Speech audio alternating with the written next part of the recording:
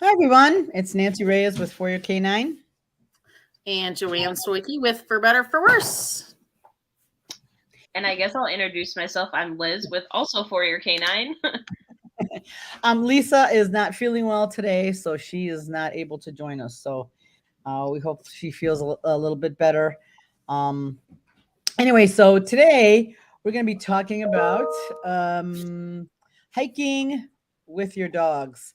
Liz came up with the topic, and I thought it would be interesting because I know Liz does a lot of hiking with her dogs. I do not, and I don't because I from it's really a time issue, but I thought that it would be a really good topic, um, and to give the dogs some time, stretch their legs. I think it's a great idea, and also I'd like to, when I have time, to be able to do it also, because I think my dogs would enjoy it very much. Um, so so Liz, what are so let's start from the beginning. So when you're thinking, hey, it'd be great to go hiking with the dogs, what hmm kind of skills do the dogs need to be able to do that Yeah, activity? so at the beginning, I always just encourage people like put your dog on a harness and a long line and take them into the woods. But before you're thinking about getting your dog off leash, there's a handful of skills that your dog obviously needs to know to do that safely. And there are skills while on leash that would be beneficial for your dog to know. A couple of those include a sit and wait. So can your dog sit by you nicely on the side of the trail while bikes or other dogs and other people pass? Also, a like walking nicely next to you, whether it's a tight heel command or that dog is practicing with leash walking, is super beneficial. I like to also teach over cue. So teaching your dogs to come if they're on one side of the trail and you say over, that means to come onto the opposite side of the trail. I use that a lot for when bikes are coming up behind you and they're saying, behind, is I'll just yell out over and my dogs run over to the right. Um, so that's a big skill that I like to practice with my dogs. And when it comes to off leash stuff, which I know is a little bit more advanced than what some beginners are going to be doing, is obviously a solid recall and an emergency down. So with Rumor, I have a lie down, which means you stop what you're doing and you lie down. And then the basics, the over, a wait. So like wait there for me and I'll catch up to you. And the sit while other people are passing. Um, and those are really the primary ones. Obviously, eye contact with that sit and that wait would be very nice. So practicing the auto check-in. But those are the handful of skills that are crucial when you're talking about wanting to hike with your dogs. So here's my so yeah, and I 100% agree with all of those. A solid recall being and a solid recall really what that means is that no matter what is happening, your dog will come back to you, Yeah, and right? I think we've talked about it a couple times. Is Rumor is like 99.9% rock solid with her recall out in these situations, but in the facility, she's like, whatever. I'm like, no, no, no, we got to do it all places. But um, what I tell clients and like when I do recall drop-ins is that it took no time to teach the recall. It takes all the time in the world to proof the recall, and not setting your dog up for failure. So yeah, it's like putting your dog to the test in a bunch of different situations safely, of course, in order to get them to understand that no, you always have to recall to me when I'm asking you to. So, well, we're really telling you to in that instance. Right. Because that's a really important Yeah, like you need to be clear, like the dog is proof, basically it can come away from anything. yeah, Because I'll be honest, my lab right now, it was my labs earlier on this in the year, but my female lab will usually recall really really well. My lab puppy had a good recall up until he hit about yeah. 9 months, so we're working on it. And that's totally normal with obviously any behavior, what you know is you are going to see some regressions in there as they kind of figure out like, oh, what can I get away with and what can I do and things like that. Is for a while, well, Rumor was in adolescence, so she was still dragging a long line on her hikes because I was still working on proofing that recall, and it wasn't until she hit maybe her first birthday that I really just like was like, okay, we're gonna unclip the leash now. But at that point, we had seen a lot of the challenges that we would encounter on these walks or on these hikes, and I felt confident in being able to do that. But yeah, that's a challenge that you face. Is sometimes there's no guarantees in behavior, so we have to have like a plan of what we're gonna do to get our dog when they may not respond. I wish everything was guaranteed, but No, agreed, because that the recalls are and if you're not 100% sure, like Liz alluded to, a long line would be fabulous. yeah, like Ruger, when we go out on hikes, he still drags a long line just because he does have the history of the dog reactivity. As if a dog spooks us out of nowhere, is I want to be able to have something that I can step on and reel him back in if I need to. Whereas Rumor, she's been proven to like just come right back to me. But yeah, he still drags a long line. He can go out as far as he wants, but he still needs to have a long line on him just to make me feel safer. Okay. Yeah. So, Go ahead, Joanne. I'm just curious. So, how do you handle the off leash stuff? Right? Do you have like off leash? So I utilize a lot of sniff spots. So there are a lot of amazing sniff spots around me. There's one 5 minutes up the road from me that's 40 acres. With the photo that's in today's cover was taken there. It's 40 acres of like just open land. Cost me like $10 an hour for each dog. And then there's a lot of great parks and stuff that if you go into like the way back part of the park, there's open fields and trails and stuff there. I typically utilize the times where I know there's not going to be a lot of people there. So like early in the morning, typically early in the morning or like midday. I also do a lot of winter hiking, and I'm one of the only freaks that goes out in the winter hiking. And so I just try to utilize times where there's not a lot of people there. Now, obviously, if there are people there, I do keep my dog on leash, as I don't want anybody to feel uncomfortable. Or if I see people coming in the distance, as I will call them back and put them on leash. But I typically try to go places where I know it's safe to do so and we're not going to encounter a lot of people. My mom lives on a lake, and so sometimes we'll utilize the lake and go around the lake and off leash. But the biggest tip I would have for people looking for a place to do that is find a sniff spot near you. Yeah, I didn't even think about that. That's awesome. Yeah. Yeah, because a lot of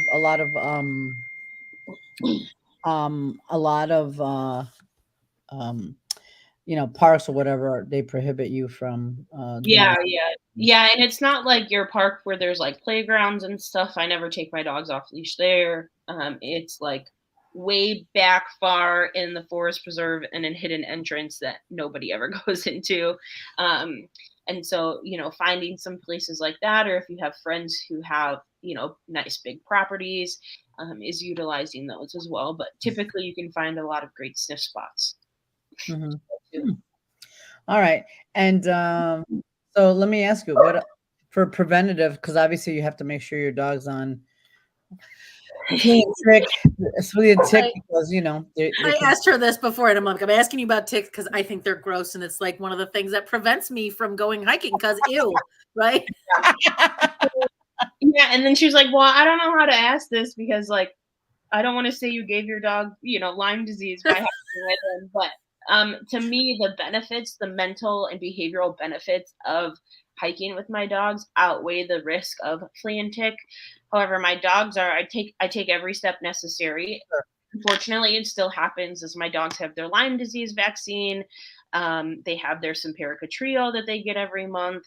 And then every time we go out, they get sprayed down with Wondercide on their paws, their ears. I rub it on their face, all over their body. And so I have like 3 layers of safety. And unfortunately, it does still happen. And thankfully, it's modern meds, and you can get, a month's worth of antibiotics that Ruger just finished to make him feel better from the Lyme disease. But yeah, like those are kind of that's kind of the trio that I use to prevent as much Yeah. as ticks. Yeah, and you probably should do some preventing for yourself, because when I Yeah, used I to do. I spray myself down with the yeah, Wonder when Sign. I used to do a lot of tracking, I came home with a lot of with some Yeah, and that's why I like the Wonder Sign because it's all natural too, and you can spray yourself down with it. mhm, They have a bunch of different scents. I prefer the peppermint one, so I me just spray too. myself down and smell like peppermint all day. Yeah, no, because I did when I used to do a lot of tracking, I came home with with um you know A ton of them. castaways with a little extra friends And every once. carrying a flea and tick comb too for your dogs and combing through them um, before you leave is also something good to do.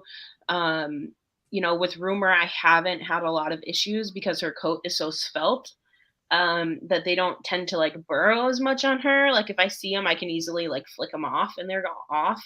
But with Ruger, because his coat is thicker, they tend to like burrow in. Um, but yeah, it also depends on your dog's coat type. Like with the labs, it'd be easier to probably see that and mitigate them as it would be than it would be with Tango. Yeah. Well, Bonnie asked where you get the Wonder Site. Amazon. Yeah, you can get it on Amazon or from their website directly. Yeah, Yeah. Chewy has it too. Yeah. Yeah. No, Wonder Side. You get it. You get it from. I get it from Amazon. Yeah. I not to get off topic, but I am really particular about buying certain things from Amazon. I am because they've done some studies and they've tested some products and they're not actually what they're Yeah, saying, I look for on Amazon that it comes from the Wonder Side store. Yeah, right. Yeah. The actual if Yeah. it's some like weird other company, buy the one it might be, $1 more, but it's worth it to know that you're getting a real For product. sure. So. And and there's a lot of great resources on their website is that they actually harass me and send me coupon codes all the time. So if you want to get it on the cheap, pre-hiking season or pre-tick season, because also tick season is usually from like May to July. So it's only 3 months out of the year typically, unless it gets warmer earlier and stays really warm later. But if you want to stock up on it, is to sign up for their texting program, and they have like 20% off coupons all the time on the website. So Alice said, "I think your dog wants to go for a hike." Yes, he wants to do. He wants Yeah. dinner too, but I digress. um. What was the other thing I was going to ask? So you alluded to earlier about the benefits of hiking. What are some of the benefits for the dog? I mean, the obvious is burning some physical energy, right? Yeah, and it's actually mentally enriching too. So when we look at the resilience rainbow, it's part of that decompression piece. And I also feel like for my dogs, it's helping them complete their stress cycle. It also gives them a little bit of that agency because they can choose where they want to go essentially. So like they lead the way most of the time. I give them a little bit of guidance of like, no, we're gonna go this way, but most of the time they choose where they can like explore. Mhm.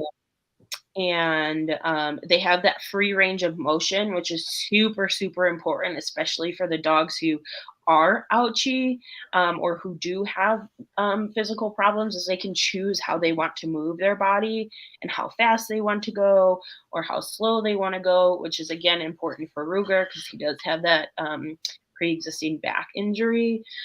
And then Rumor is she prefers to sprint, and that's how she decompresses is by sprinting. And she goes back and forth, back and forth, back and forth. As I've tracked it on her collar and my phone, is she does 4 times the amount of mileage that I do on a walk because she's going back and forth, back and forth. But yeah, it's mentally decompressing for dogs. And so a lot of the times I prescribe it for dogs that are working with me for behavioral stuff because it kind of gets them out of the busy environment. There's low chance of triggers. They can smell things and sniff things. So their decompression walks in the forest reserve is essentially us scrolling our social media or TikTok or Reels or whatever that we do at the end of the day to decompress. Taking in all this sounds, the smells and things like that. Is it just brings our dogs back to a baseline. And I feel like if more people did it, their dogs would be, their dogs would have a little bit easier time of coping in some of the environments that we ask them to be in. So like example, Ruger is I notice a huge difference in him when we've had time to get out versus when we don't have time to get out.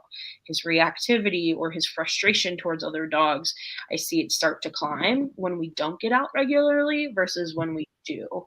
And that's because it gives him that chance to go, I'm back to baseline. Yeah. One of the interesting things that I think heard about, I know it was Dr. Kathy Murphy. She was doing a webinar, and one of the interesting things that they talked about was actually being out in the flora of life can not stabilize, but it can enhance the microbiome of the gut, being able to sniff some dirt and lick some whatever, you know what I mean? It introduces some of the natural environment back to our dogs that are usually stuck in our yards or training facilities. And that in and of itself can kind of help behavior as well. Absolutely, especially if you have dogs with sensitive stomachs, dogs with a lot of anxiety. So like Felicia with Wiggles she's been really committing to taking Wiggles out a lot more. And we've seen a lot of her anxiety to sounds decrease a little bit more. And she's not reacting to dogs on her pack walks anymore. I was going to say, but yeah, we've seen a lot of the changes in a lot of the dogs when I prescribe that or when I suggest it to people for that. Yeah. Because in the city, the sniff spots are much smaller, as you can imagine. Yeah. Yeah. And I would argue that dogs in the city need more decompression time than just like people. Mm-hmm. Yeah. Decompression time than dogs in the suburbs. I've worked with a handful of dogs that live in the city, and I'm like, if you can just commit to 2 times a week to getting out of the city and going to a sniff spot, I can almost promise you that things are going to look a little bit better. And when they commit to that, sure enough, things have gotten better for their dog. So, because the city is so congested and busy and just very stressful. Even if it's a dog that's really nice, brilliant, you know what I mean. It's just really,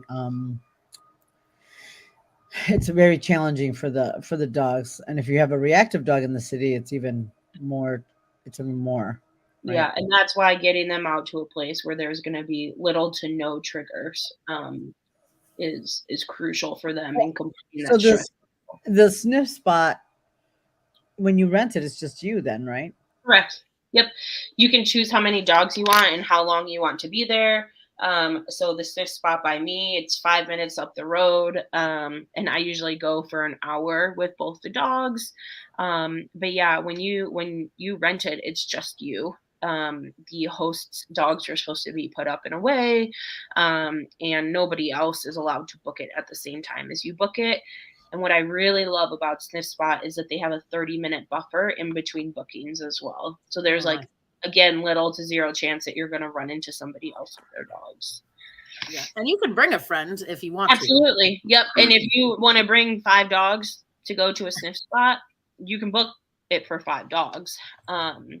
So like Evelyn and I have one planned in a couple weeks when she's not in heat anymore.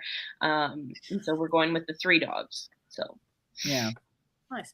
So when you go to some of these, and I'm going to say more the hike, not just a regular old sniff spot, right? Like what do you have like a bag, a backpack? What are the supplies you want to take with you? Like first aid, anything? Yeah, so equipment that I take with me is I actually just like line my pockets with everything because I can't wear a lot of things on my back because I have back problems. Another valuable tool for people to use too, if they do have, some injuries, is putting a backpack on your dog if they're physically able to do it. But yeah, I'll carry some, like, depending on how long I'm going out, is sometimes I'll carry a small first aid kit. I have like a little travel one in my car. I put my dog's Fi collar on, so I don't have it on her all the time for rumor, but I put it on when we go hiking. It's not the best tracking collar, but it's better than nothing. Um, I make sure my phone is charged. I bring water for both me and the dog.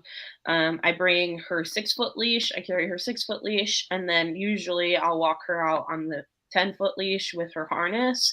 And I put a high visibility harness on her, so I have a bright orange rough wear harness. And then I put bells on that harness too. So like if she goes off into sight, is I can still hear her. And that way I know she's still close by. If I can't hear the bells, she's either hunting something or trying to eat something or rolling in something or she's a little too far away, so I'll call her back. Which that's kind of cool though, because quite honestly, the dog with bells, you're actually chasing away any of the things that they're going to want to chase. Yeah. And there's a little bit of controversy behind that, but again, I'm adding an extra tool that's not aversive to help me figure out where my dog is and make sure that my dog stays safe. I also bring things like spray shield in case we do encounter any other dogs off leash. And then I carry with me a card. Actually, I don't carry a card with me anymore because it's on the inside of her harness, but an emergency number on the inside of her harness, in case something for whatever reason happens to me, that there's an extra contact in there. I'm cracking up at like you're expecting somebody to actually take a shepherd's harness off and look inside. Yeah, but you guys know her. She's just gonna be like, "Oh, love me." No, I know. I just think that's funny.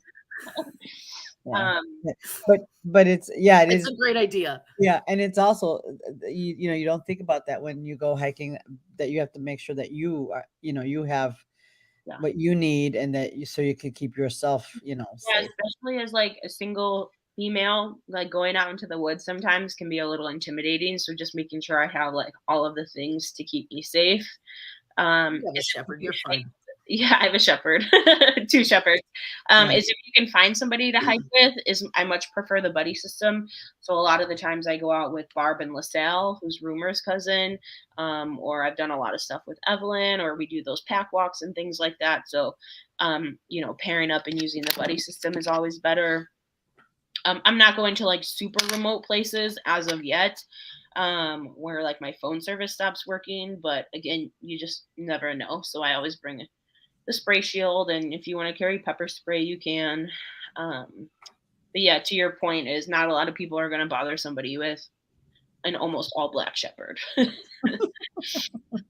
even though she is a little princess. Yes, she is. Well, it's like oh my God. Well, it's one of those things. It's like, like Tango, right? Nobody's going to really. Yeah. But you never know. It's always better to be on the airs. So talk to me about you put a tracking collar on her. Yeah. So my ideal setup would be the Garmin tracking collar. It's not the e-collar, but they have just a tracking collar. But that's $700, so I don't ever think that's going to happen. But with the Fi collar is, as you guys know, it's like just tiny, and there's an app you can download, and it'll track their steps. It'll tell you their current location. I think it updates like every 15 or 30 seconds. So that's like the downside of it, is it's not accurate every second, whereas like some of the more expensive equipment will update right away. But something, I always tell people, something is a little better than nothing, and the Fi collar is actually the most affordable option out of all of the different tracking collars that they have.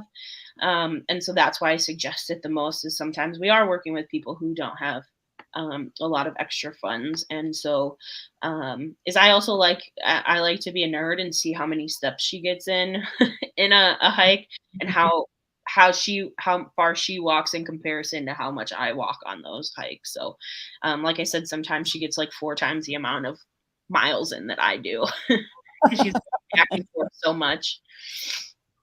Oh, so you usually go in the mornings when you do those because evenings would Sometimes, be better. yeah, so sometimes it depends on my schedule, and then if I go with somebody, I tend to I try to stay away from, like, the evening times because that's usually when it's the most busy, but yeah, I'll do, like, super early morning, or if I'm available midday to do something is I'll go midday because not a lot of people are gonna be out there, especially during the school year. Obviously, during the summer, it's gonna be more packed, which is fine because it gets really hotter. So making sure you keep your dogs safe Mm. from heat stroke and things like that is going super early in the morning is better anyways. I also like to find places with water, like Mm. rivers or something. So River or lake. yeah, yeah. Yeah, because then, well, yeah, because then your dogs can swim if they. 'Cause they like, So yeah. yeah. So, so if somebody has sniff spot is what you recommend if somebody's just wants to be just by themselves and not have Yeah, anybody. yeah, absolutely. And the first step that I always tell people is that you have to work on, if you at all ever want to do off leash stuff, is you have to build a solid recall. And I try to explain to people that we want that recall actually classically conditioned versus an operant behavior. And I explain the difference of it and I, break it down a little bit further from them. But I want the dog to hear that word and automatically know that, like, big party is going to happen close to mom or dad. And so that is how I work on training that recall. And then we proof it in different environments. So I think my steps that I have kind of written out are condition the recall cue, practice it inside, practice it in a yard, practice it on a long line in an unfamiliar place, practice it at a sniff spot, like an enclosed sniff spot, so an unfamiliar place. Right. Then practice it with a long line dropped in a familiar or an unfamiliar place and see how they respond. And then from there, you can just start to make the challenges harder and harder. Yeah. Uh, what was I going to ask you? So in the sniff spot, I can't even talk today. You can look for a bigger, you can ask for what you want. Yeah, they have a bunch of different filters that you can add on there. So ones with water, ones with no water. You can find ones that are fenced versus unfenced, and they say on there too. So if you look at a spot, sorry, I got an itch. If you look at a spot and you're unsure if it's fenced or not, it's in the details if you open that listing up. And then you can see if there's water, if there's no water. It gives you all the details. It also tells you if you can see or hear people within an X amount of range, or if you can see or hear dogs within a certain distance, which I really like, again, for our reactive dogs. But yeah, there's a lot of different filters on there. And I will say, for the people who are in the city, the really good sniff spots are a bit of a distance away, but it's worth it. Even if you can do it once a week, it is so worth it. And Yeah, yeah. because So in the city you don't have very big sniff spots. You have yeah. Well, and I tell people too, like, even if you do have smaller sniff spots in the city near you, is still utilize them, because getting them in a different yard and a different environment is sure. Again, like scrolling a new social media, them staying in their same backyard. Um, even if it is 2 blocks up the road, is they're not going to realize it's only 2 blocks and this is great. Yeah. Mhm. Yeah, because I've been actually thinking about sniff spots more because I have a small yard and we were hoping to move this year, but it's not going to happen for a little while. So it's like, okay, especially now that I have younger dogs, I need to, I know Joanne has an area in her Yeah, area that she goes and she lets the dogs run every once in a while when she can. You know what I mean? So yeah, I've been definitely thinking about looking at that more so I can let my dogs run a little bit more and get yeah. my get them and that's also just good exercise too. Yeah, for sure, for sure. Because a lot of the times they're more amped up when they go to a new place, so they're going to expend a lot more energy. Yeah, um, we always get in trouble before we get in the car because we have lost our recalls at the edge of the woods. yeah, There's and lots of deer, so yeah, that Yes, Joanne. Joanne. Yes. So you guys, this is the thing, right? Joanne had an experience because and that's the thing. You always want to be proofing that recall Yeah. because Joanne's, her dogs are pretty good about coming when you call them. They're really pretty spot on. But she Not she this time. she took her my beloved little pointy-eared Doberman to run around, and he's like, I don't think I'm coming. Oh, and let me tell you, it wasn't even, I don't think I'm coming. He's like, I'll just stand here. Why don't you come get me? And I would get within 3 feet and he's like, hi. Yeah. Oh my God, that happened. Oh my, I only caught him because he stopped to take a poop. And I was like, hey, dog. I remember the first time Rumor saw a deer and I was like, oh shit. I was like, come here, Kyle. And she just came running over and I was like, yay, good girl. And like threw a party with her. I'm like, oh my God, I'm not. We were in Texas for her first like 9 months, so she had never seen deer down there. And the first time she saw him, I was like, what's gonna happen? But she, recalled beautifully. Yeah, I'm talking about you. Yeah, so the little pointy-eared boy decided that. And that's a good point that you bring up. Is like is what I tell people when you're practicing the recall. Instead of like chasing after your dog, is to like run away from the dog, and they're gonna be like, can I help you? Yeah, no. He did not care that I was going the other direction. He's like, hi. When you practice it, you can do that. But but in the moment of she's really upset like now. And that's also why I like that lie down, that emergency down. Because if for whatever reason she does, and I think she's out hiking, she's maybe blown off my recall once, and it wasn't like a super important moment that I recalled her, but I'm like, we're getting a little close to the trailhead, like I'm gonna call you, and she's like, and she started to like do that little I'm gonna play and tease with you, and I go lie down, and she goes, okay, I'm gonna lie down. So also having that lie down, and because it's different, because when I want her to down, I just ask down, but that lie down is a little bit more like, oh, mom's not playing. Is important, would be beneficial in those like moments too, when you're worried that your dog may not come back to you. Mm. So there was a Joanne. I think, I don't know if you saw it. There was a study done about. Gosh, and I can't remember who did it. It was a study about letting how sniffing affects the dog. Is it one of the ones that I sent you? Oh, could this be. was like 2 years ago. Hold on, I'll find it. Yeah. Dog field study, I believe. The pulse study. That's what yes, it was. that's it. Yes.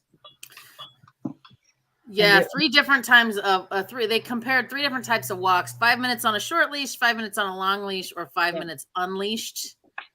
And yeah, they found that like the unleashed dogs spent like 330% more time sniffing than they did on the short leash. So that's crazy.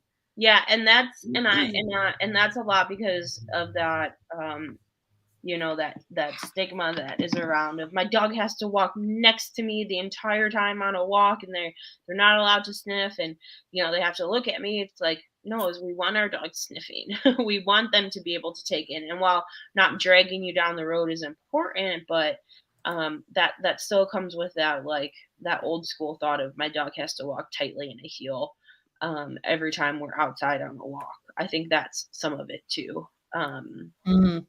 Yeah. And it says that sniffing lowers a dog's pulse while walking, and sniffing, the higher than the sniffing intensity, the more the pulse will lower, which is why we see it's like us taking deep breaths. Right. And that's why nose work is such a great sport. But again, this is less structured than nose work because in nose work it's a little more structured, but the off leash, just running and being able to explore the environment is really, really important, and it does lower. You don't have anyone next to you going, find it over here, find it. Yes, That's a true statement.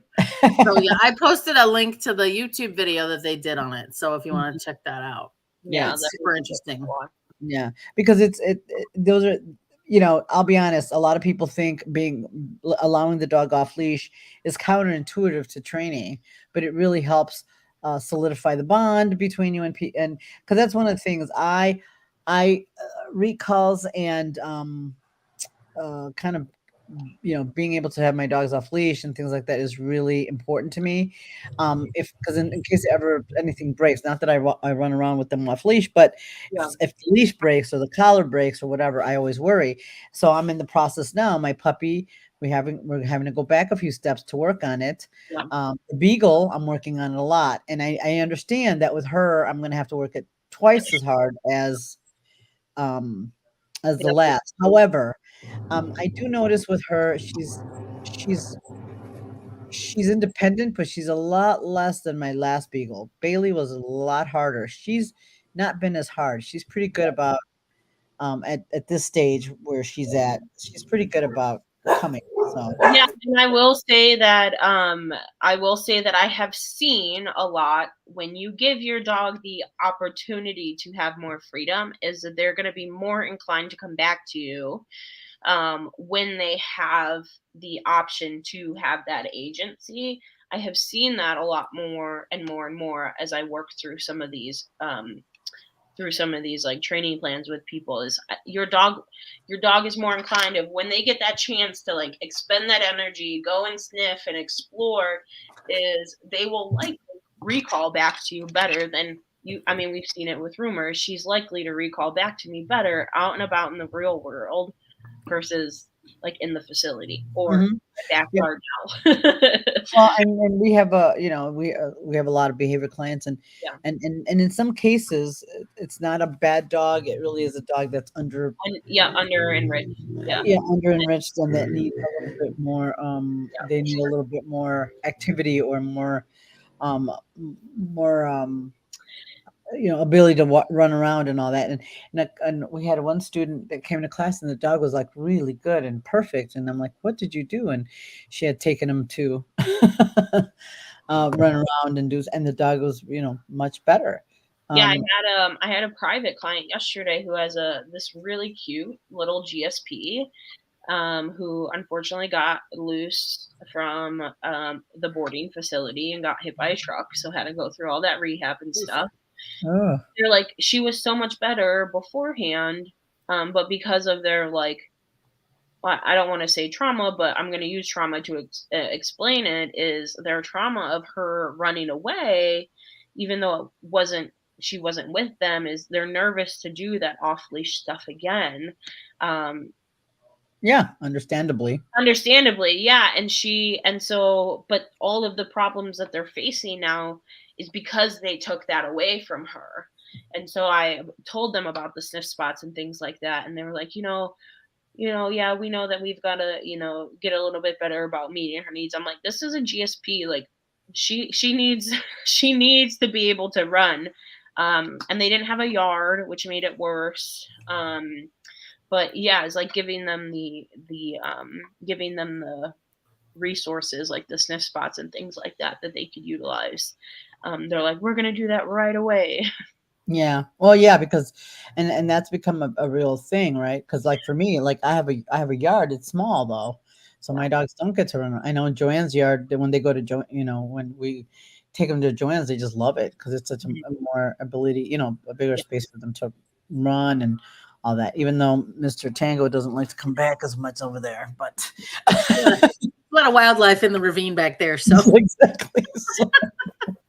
And that's something that I am a little guilty of too, is that ever since I got this like massive backyard in my new house, I've been like, why? I have my backyard now. And I'm like, no, Liz, you see so many behavior benefits when you actually take them out and do these things versus just having them run around in the backyard. And, if a backyard is all that somebody can do, I'm thankful that they're giving their dog that.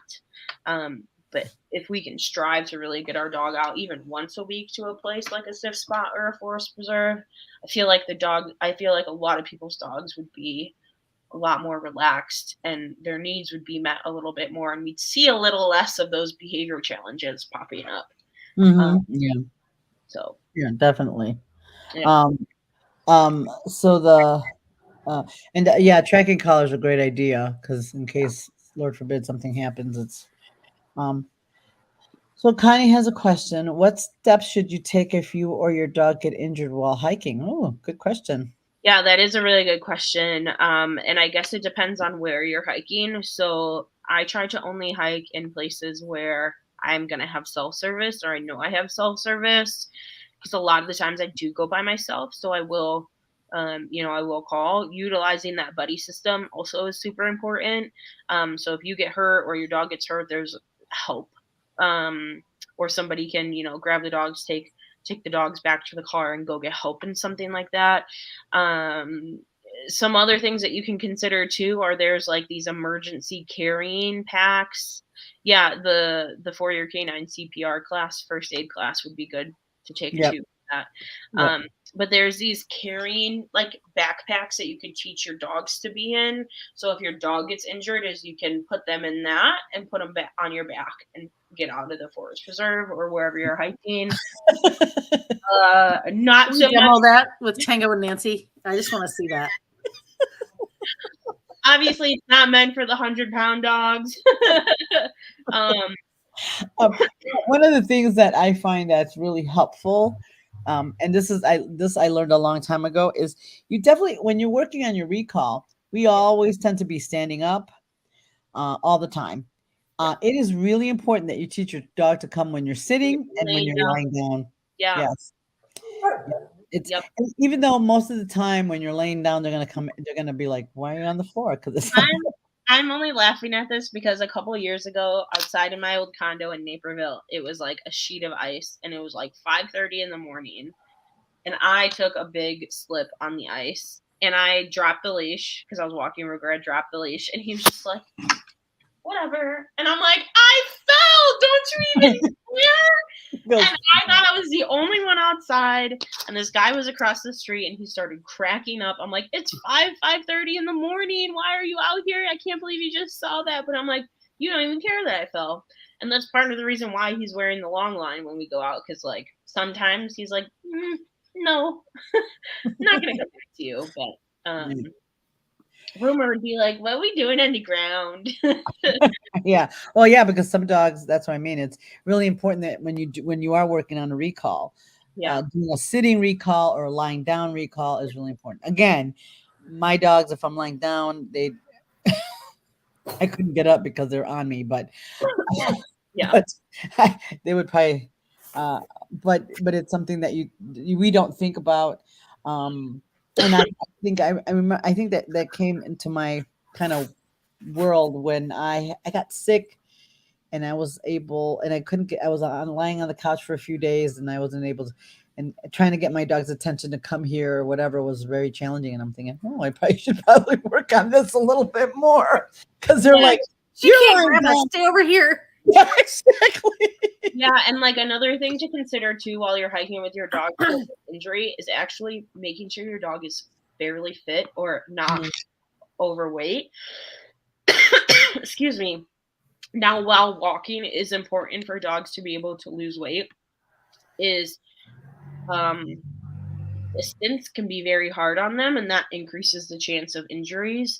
So making sure that your dog has some sort of muscle tone and things like that to have the stamina to be able to do these hikes. If you're new to them, is you don't want to go out and do like 4 miles on the first one. Right. Yeah, you don't want to do like 4 miles on the first one. Stick to half a mile and build up every single week, and you'll see your dog's muscle grow too with that. But excuse me, if you do have a dog that is a little overweight or obese, because I've been there with Rugers, you have to keep those walks shorter and make sure that there's no underlying health issues that prevent you from being able to do longer distance walks like that. And then taking care of those pieces first before you introduce hiking to your dogs. Right. Because that's really important to keep them to have build up the stamina, because we get that weekend warrior syndrome, and you're out doing 4 miles, and then you're Yeah, and again, the whole weekend warrior thing, and you said something else that I was going to touch on, but I cannot remember now. Yeah. So, Connie's like, if you're not going with yeah, definitely let somebody know where you're going. yeah. Absolutely. Yeah, so I'll usually, and I have a tracking app on my phone because my mom's a freak, so she knows where I'm at all the time. Yeah. So if something happens to me, somebody will know because my phone has stopped moving. So, Yeah. maybe sharing your location with a friend when you do go out hiking. Yeah. And the other thing, you can get but they're not, again, not 100%. The oh my God, The air tags. the air tags. Yeah. Even though Yeah. they, I even, haven't. Yeah, even I haven't seen a lot of success with the air tags. I right, know they're they're helpful. behind a lot. That's the big Yeah, complaint. more so than the FI collar. So I haven't personally tested it, but I know a couple people who have had them, and it just tells you where your dog's like general area is, like if you lost your iPhone. But I like the FI collar because you can like zoom in and see like the last spot, the exact spot that they were. Denise, the 40-acre sniff spot located is in Bull Valley, Illinois. It's called Bull Valley Family Farm. It's 5 minutes from me, but I live in McHenry, so I'm kind of far out. Yeah, that would be quite a long drive but I'm sure there's there's others that maybe are a little bit closer for them to go to. Yeah. But yeah, I think and it's difficult because that's one of the big problems with living in a more urban area is the inability to, there's a lot of people, a lot of dogs, and it just gets more Who's playing Bitey Face? sounds like a beast. So Joanne, when the place you go Oh to no, it was a run, car. Sorry, my windows are open. yeah. When you go to, is it like a open field, or is it a woods, or what is it? Oh, it's the school where I used to go to school. I used to rent it to do the dog training classes. And it's a tiny little school, but it sits on 10 acres. And I mean, the road is like, it's right there. I mean, so it's not super far, but I don't know, maybe I'm stupid, but I trust my dogs enough. They know what traffic is, right? Because I do live on a busy road, and they never go that way. They always stick more to the other side, but I bring the chucket and the launcher, right? We play ball. They run, they sniff all the rabbit turds and deer poop that's out there. And I mean, they really have a good time. Like everyone else really, really likes to run real far and chase the ball, where Noah, oh my God, he's like, he'll sit there and he gets in that stalking mode. He's like, okay, throw it. And you whip it, like an acre away. And then he's like, okay, now I'm going to sniff stuff. So yeah, I get more steps than he does. Like, I'm not throwing it anymore if you're not going to go get it. So no one wants to make sure that mommy's exercise program is right. He's doing it to me. But yeah, I mean, he really, truly, he has always been my sniffer, right? Yeah. He just loves to smell dogs and environment, and always has been since he was a puppy. And he likes to run. He just doesn't chase the ball. So he'll take off running. They'll stop and sniff some, track it for a while, take off running. And another question that I get asked a lot is, well, what do you do about prey? Now, there is a book called Hunting Together by Simone Mueller that I suggest to a lot of people to work through that. It's predation substitute training. I've seen some clients have a lot of success with that. I don't think for majority of the dogs, a typical recall is going to do the trick. Sometimes you have those dogs, like your hunting dogs and things that are just going to be more focused on that prey. But I think being able to work through the steps of the predatory sequence in a healthy manner, which Simone Mueller talks about in her book, is a good way to combat that. So if anybody is struggling with like prey drive with their dogs on these hikes and things like that, is definitely check out that book. It's called Hunting Together. Yeah, because Tango has a little more Tango has a little more prey drive than obviously my other dogs. Yeah. So that's why I don't even though he doesn't leave me very much because he's him, but but if he sees something, a bunny or something like that, he's gonna, I guarantee, or another dog or a person, he's gonna go want to see it. Yeah. So, Yeah. and that's what I mean with other dogs. My concern is always not that he is going to be the aggressor, The other dogs. but Yeah. you will, it'll scare the hell out of someone if you have a 100-pound shepherd coming at their dog, Yeah. at, 90 miles an hour, and he's very friendly, which is great, but unfortunately, that's not that would be very stressful Yeah, and for. you never want to be that person that goes, "My dog is friendly." He's friendly. Right, right, right. So that's the problem, right? He's very friendly, which is wonderful, but that's the issue, right? It's like You don't have to join in. that's the issue, right? It's like he's he's super friendly and all that, which is great, but unfortunately, that's what I worry about. Where my labs will not do that. They will Yeah. always, even if they see another dog, they'll stay pretty close, right? Yeah. Yeah. So For it's sure. it's a little different, which is so funny because it's the shepherd is a super friendly one. The lab's not that they're not friendly, but they're okay not going to see high, Yeah, right? for sure. Where he's a little bit more, Yeah, interesting. same thing with Rumors. She's fairly social, and sometimes when she doesn't have her, I call it her social cup filled, and she's like, "Oh, I just need to see that dog." I'm like, "No, you really don't. I promise. Like, you're okay." Right, So, yeah, and then there's like for the people who are clients for For Your Canine, we do the pack walks every other Tuesday. And then I think in November, we're starting them up again on Saturday, every other Saturdays.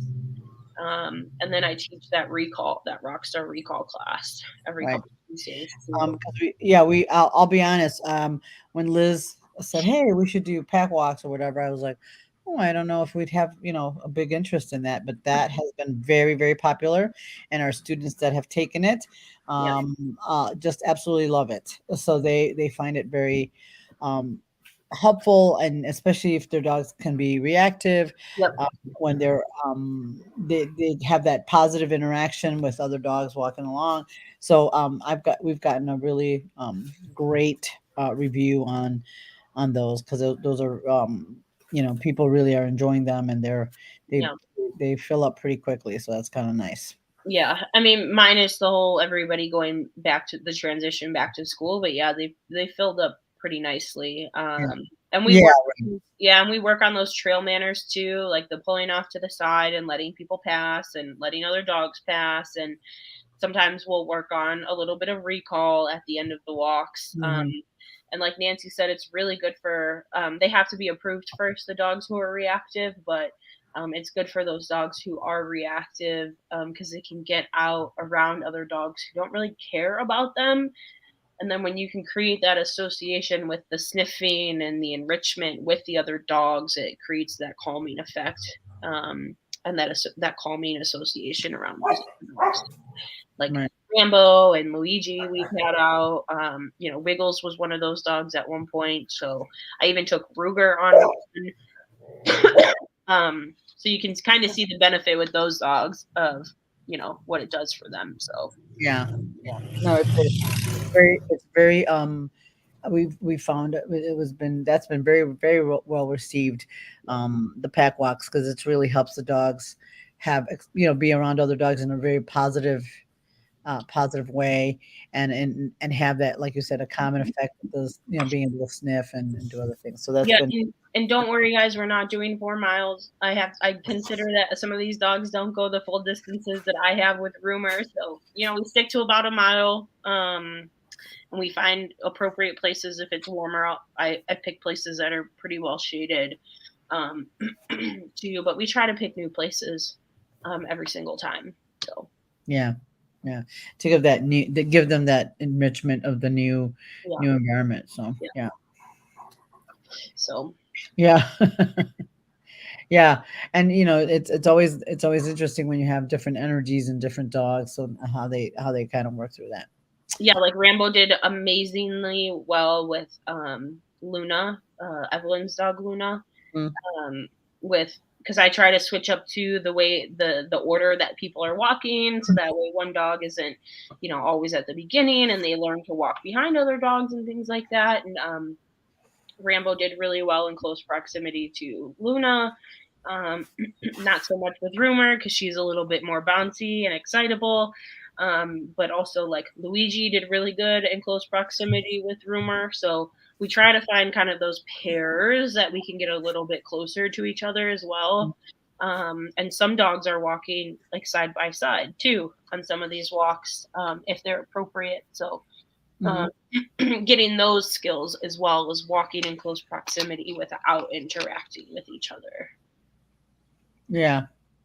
Yes, and Kathy brings up a good point that especially if you have an only dog where they don't have a lot of social time, because classes are social mostly for the people. The dogs are usually, I mean, unless you're specifically doing a puppy social or something, dogs that are only dogs, they don't get a chance to, have that experience walking next to another dog. So yeah, and we try to refrain from any of those on leash greetings, but they do happen, and when they do happen, seldomly when they do, is the dogs tend to not really even care. Yeah. Because of the environment that we're in. So, and the people are calm and relaxed because we're out in nature and heavy breathing from walking. Well, that works. Whatever works. Yeah. So. Yeah. All right. Well, I hope you all found this interesting and something, and give it a try. Those sniffs moths are going to be filling up, but I think it's worth. No, I need to be sponsored now. Yeah, yeah, right. I myself need to kind of look into that, so that especially now that the weather's getting a little colder, and just give them a little more exercise, because it's been challenging for me to be able to do that. So I see the value for sure. Anyway, I hope you found this helpful, and thank you for tuning in tonight. We'll see you next week. Yeah, thanks for having me. Bye.